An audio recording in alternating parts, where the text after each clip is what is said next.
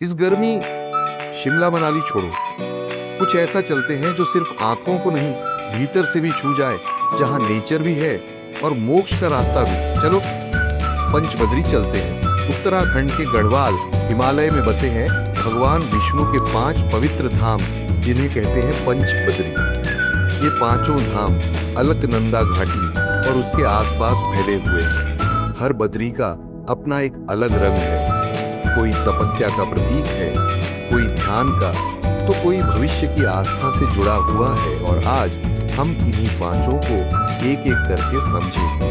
पहला पड़ाव आदिबद्री, कर्णप्रयाग के पास समुद्र तल से लगभग 1000 मीटर की ऊंचाई पर। यहाँ एक नहीं, पूरे 16 छोटे छोटे मंदिरों का समूह है, जैसे किसी दिव्य नगरी का अवशेष। पुराने जमाने में जब बर्फ के कारण बद्रीनाथ तक पहुंचना मुमकिन नहीं था, तब श्रद्धालु यहीं रुक जाते थे, यहीं पूजा करते थे, यहीं माथा टेकते थे। इसीलिए यह धाम यात्रा की शुरुआत का प्रतीक माना जाता है, जैसे किसी महायात्रा का पहला अध्याय। मुख्य मंदिर में भगवान विष्णु की काले पत्थर की मूर्ति है, जो अद्भुत रूप से जीवंत लगती है। दूसरा पड़ाव वृद्ध बद्री, अनीमठ गांव में जोशीमठ के रास्ते पर। कहते हैं कि भगवान विष्णु यहाँ वृद्ध साधु के रूप में प्रकट हुए थे, एक बूढ़े सन्यासी जिनके चेहरे पर हजारों वर्षों की तपस्या की छाया थी। इसीलिए इस मंदिर को वृद्ध बद्री कहा जाता है। ये जगह अत्यंत प्राचीन है, पर्यटकों की भीड़ से दूर है। कोई शोर नहीं, कोई हड़बड़ी नहीं, बस एक ऐसी जगह जहां समय थोड़ा ठहर जाता है। यहाँ आकर मन अपने आप स्थिर हो जाता है, बिना किसी कोशिश के। तीसरा पड़ाव योग ध्यान बद्री, पांडुकेश्वर में लगभग 1920 मीटर की ऊंचाई पर। महाभारत के उस भयावह युद्ध के बाद जब पांडव अपने ही रिश्तेदारों की मृत्यु का बोझ लेकर जी रहे थे, वे यहाँ आए। यहीं उन्होंने घुटने टेके, ध्यान लगाया और मोक्ष मांगा। भगवान विष्णु यहाँ ध्यान मुद्रा में विराजमान हैं, आंखें बंद, सब कुछ शांत, जैसे कह रहे हो रुको, सांस लो, अंदर झांको। और सच में यहाँ का वातावरण ऐसा है कि कुछ पल के लिए बाहर की दुनिया का शोर सुनाई देना बंद हो जाता है। चौथा पड़ाव भविष्य बद्री, जोशीमठ से आगे सुभाय गांव के पास लगभग 2744 मीटर की ऊंचाई पर। यह पंचबद्री का सबसे रहस्यमयी धाम है।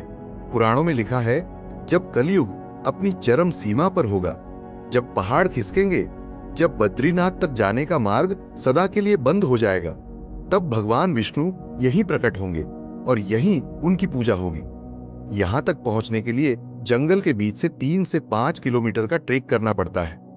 और शायद इसीलिए यह जगह अभी भी अपना रहस्य बचाए हुए है। जो यहां पहुंचता है वो कुछ और होकर लौटता है।